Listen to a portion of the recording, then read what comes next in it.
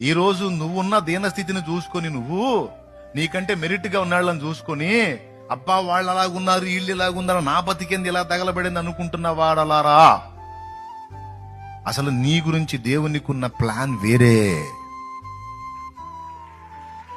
నీ గురించి, నీ ఫ్యామిలీ గురించి దేవునికున్న ఉద్దేశాలు వేరే.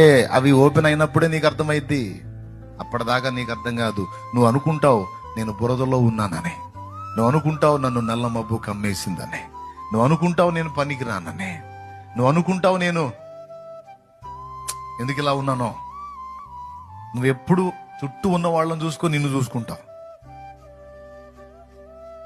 నేను చెప్తున్నా, ఈరోజు చెప్తున్నాను, వాళ్ళు వేరు నువ్వు వేరు. నీ లైఫ్ డిజైన్ వేరు, వాళ్ళ డిజైన్ వేరు. నీ జీవితాన్ని దేవుడు నిర్మిస్తున్న తీరు వేరే.